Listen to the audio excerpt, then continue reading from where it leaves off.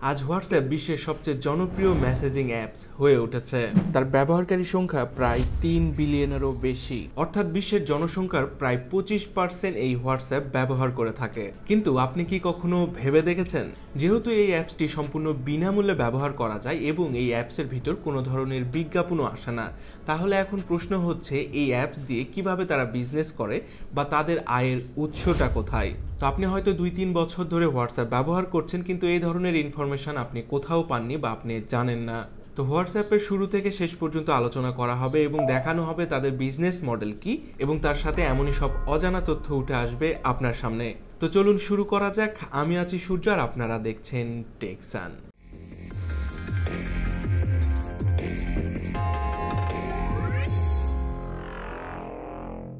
তো প্রথমে জানা যাক হোয়াটসঅ্যাপটা কিভাবে তৈরি হলো এবং কেনই বা তৈরি হলো। দুইটি বন্ধু ছিল, যার একজনের নাম ব্রায়ান অ্যাক্টন, আরেকজনের নাম হচ্ছে জ্যান কোম।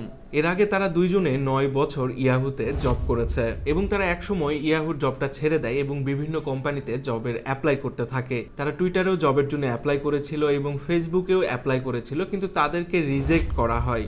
আর চিন্তা করতে পারেন, ঠিক তার 5 বছর পর $19 বিলিয়ন ফেসবুকের কাছে তাদের হোয়াটসঅ্যাপটি তারা বিক্রয় করে। তবে তারা এই হোয়াটসঅ্যাপটা কিভাবে আবিষ্কার করেছে এবং কোন কাজের জন্য ব্যবহার করা হতো সেটা জানলে আপনি অনেকটাই অবাক হবেন।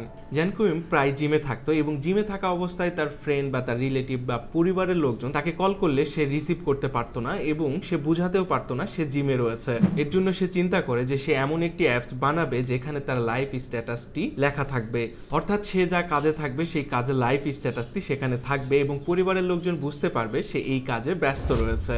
এই মৌলিক ধারণার ভিত্তিতে সে কিন্তু হোয়াটসঅ্যাপটা তৈরি করে।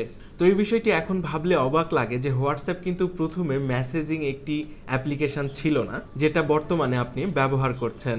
হোয়াটসঅ্যাপ শব্দটিও এসেছে হোয়াটসঅ্যাপ শব্দ থেকে, অর্থাৎ আমরা ব্যবহার করে থাকি যে কি খবর হোয়াটসঅ্যাপ, এই শব্দ থেকে আসলে এসেছে হোয়াটসঅ্যাপ, যাতে আপনি অন্যদেরকে জানাতে পারেন যে আপনি কি করছেন। এবং যখন আপনি ফ্রি থাকবেন সেই অ্যাপসটি আপনার বন্ধুদেরকেও জানিয়ে দিবে যে আপনি এখন ফ্রি রয়েছেন। হোয়াটসঅ্যাপ মূলত প্রথম দিকে এই কাজ করার জন্যই ব্যবহার করা হতো, কিন্তু তার কিছুদিন পর লক্ষ্য করা যায় এই স্ট্যাটাসটি শুধু স্ট্যাটাস থাকছে না, মানুষ বার্তা হিসেবে ব্যবহার করছে। যেমন আমি 4টার সময় এই কফি শপে থাকবো, অন্যান্যরা স্ট্যাটাস দিয়ে জানাচ্ছে ঠিক আছে আমিও যাব, অর্থাৎ কিছুটা বার্তা বা মেসেজ আদান প্রদানের মতো তারা স্ট্যাটাসটা ব্যবহার করা শুরু করেছে। পরবর্তীতে দুই বন্ধু তারা ভাবলো যে তাহলে এই অ্যাপসটিকে বার্তা পরিষেবা অ্যাপস হিসেবেই ব্যবহার করলে ভালো হবে, কারণ 2009 সালে একটি মাত্র অ্যাপস ছিল যেটা কিনা বিনামূল্যে বার্তা আদান প্রদান করা যেত, সেটিও হচ্ছে ব্ল্যাকবেরি মেসেঞ্জার অর্থাৎ BBM। তবে এর সমস্যা ছিল যে আপনার একটি ব্ল্যাকবেরি সেট থাকতে হবে, তাহলেই আপনি এই সুবিধাটা পাবেন, এবং এখানেই হোয়াটসঅ্যাপ এই শূন্য স্থানটি পূরণ করে।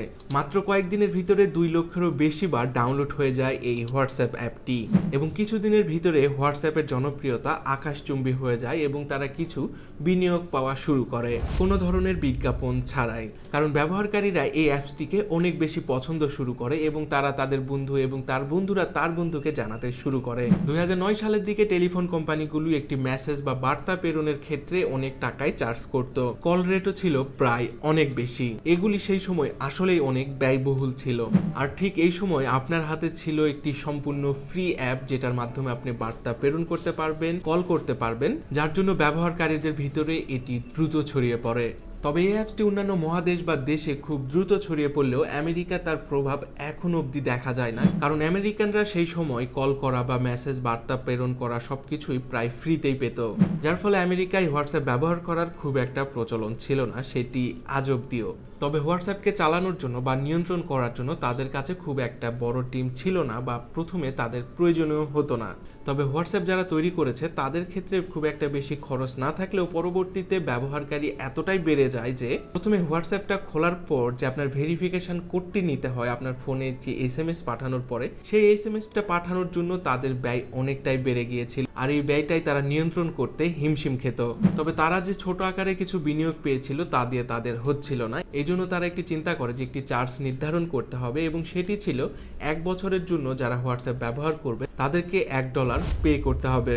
তারপরেও এই অ্যাপসের ব্যবহারকারীরা হুবড়ি খেয়ে পড়ে, কারণ এই অ্যাপস যা চার্জ করছিল তা খুবই সামান্য এবং তার বিনিময়ে ব্যবহারকারীরা অনেক সুবিধা পেত এবং বেশ কিছু প্রযুক্তিও তাতে যুক্ত হতে লাগলো, যেমন আপনি ছবিও পাঠাতে পারেন। 2011 সালের মধ্যে তাদের অ্যাপস শীর্ষ অ্যাপস হয়ে ওঠে।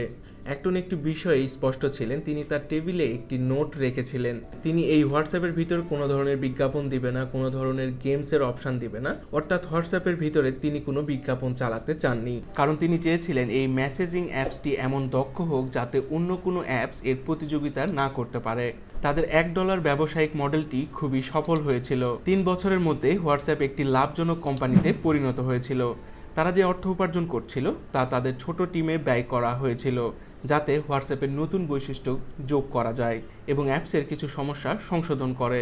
কিন্তু এরপরেই ফেসবুক আমাদের গল্পে প্রবেশ করে এবং এই মডেলটি এখান থেকেই ভেঙে পড়তে শুরু করে। মার্ক জুকারবার্গ 2012 সালে হোয়াটসঅ্যাপটি কিনতে চেয়েছিলেন, কিন্তু এই চুক্তিটি 2014 সালে ফেব্রুয়ারিতে সম্পূর্ণ হয়। আর হোয়াটসঅ্যাপকে $19 বিলিয়ন দিয়ে ফেসবুক তা দখল করে নেয়। আর হোয়াটসঅ্যাপের কর্মীরা তখন ফেসবুকের কর্মী হয়ে ওঠে।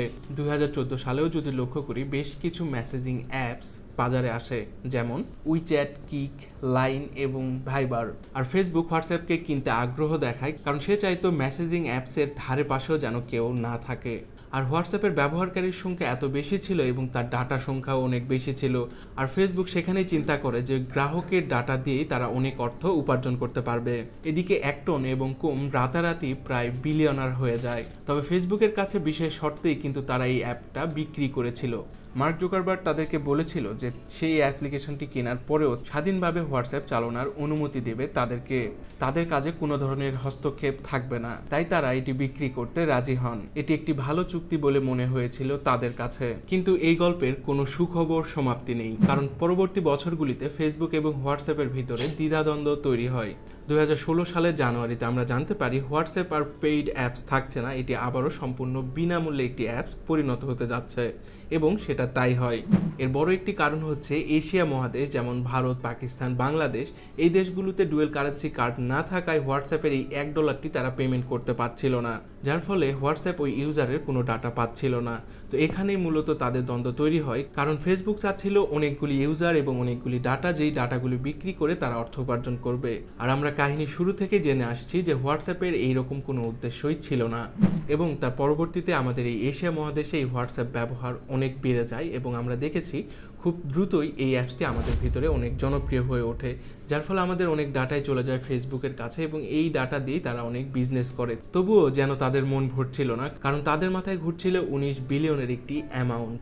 এর ফলে ফেসবুক আরও বেশ কিছু পদক্ষেপ নিতে চায়, তবে এই সিদ্ধান্তগুলি পছন্দ হয় না অ্যাক্টন এবং কিমের। এর ফলে ব্রায়ান অ্যাক্টন 2017 সালের সেপ্টেম্বরে তার চাকরি থেকে পদত্যাগ করে। তার কয়েক মাস পরে জ্যান কুয়েমো হোয়াটসঅ্যাপ ছেড়ে দেয় এবং তারা পরবর্তীতে প্রকাশ করে যে ফেসবুক তাদের উপর যে বিজনেস মডেলটা চাপিয়ে দিতে চায় তারা সেটি চায় না।